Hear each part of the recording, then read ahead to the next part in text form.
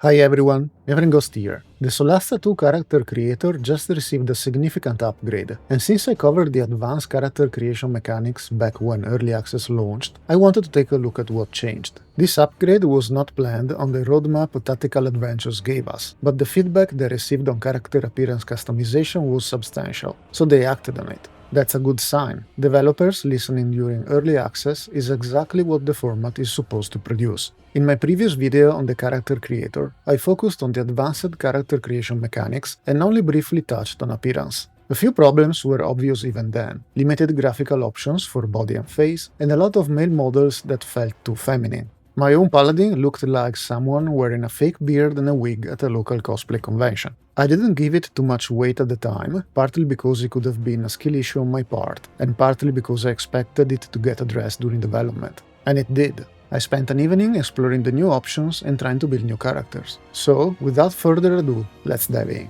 They doubled the character presets, which is a solid baseline improvement since you use those as a starting point before modifying the details. They also added more than 20 sliders for fine-tuning, eye distance, jaw width, and a lot of similar specific options. The patch notes imply some of these existed before in a different form, but I don't remember being able to access them previously. If they were there, they were buried deep enough to be effectively invisible. Body shape now works on a triangular spectrum with muscular, thin, and fat as its three poles. You drag a point anywhere inside that triangle to blend between them freely, rather than choosing one of these three presets. Two additional sliders let you adjust upper and lower body mass independently. It's a clean system and gives you room for good intermediate builds. For faces, since you'll be staring at them through every dialogue in the game, they've added advanced options covering the brow, eyes, cheeks, nose, mouth, jaw, and chin shapes. The variety is a bit limited for now, but it's a noticeable step up. They've announced plans to add more options down the line, including more haircuts and tattoos, both of which are still badly needed. Apparently, they've also received feedback on the character's voice variety. Since they can't expand the voice roster due to budget constraints, they've added 5 pitch variants for each existing voice instead, ranging from lowest to highest. It adds some variety, though the difference is subtle. That might be so, but we still haven't worked out what we're supposed to be doing yet. That might be so, but we still haven't worked out what we're supposed to be doing yet. This is the place. I remember being here. This is the place. This is the place. I remember being here.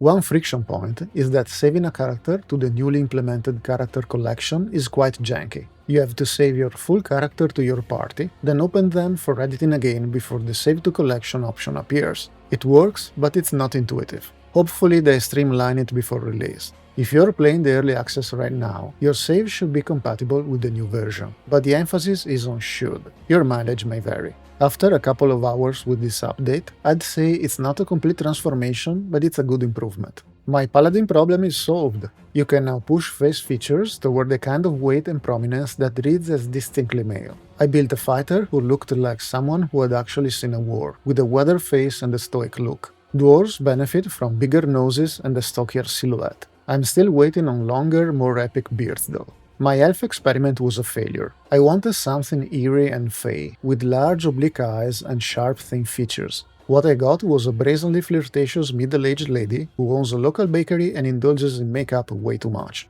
The eyes were good, the rest wasn't.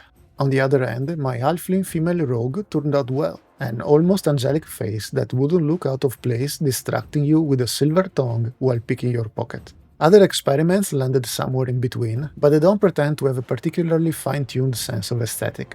Anyway, this update is a noticeable step in the right direction, and I'm looking forward to seeing what new models and options they add before full release. If you want the full breakdown of the advanced character creation mechanics, that's in my previous video, linked in the description. Take care of yourselves, and I'll see you in the next video.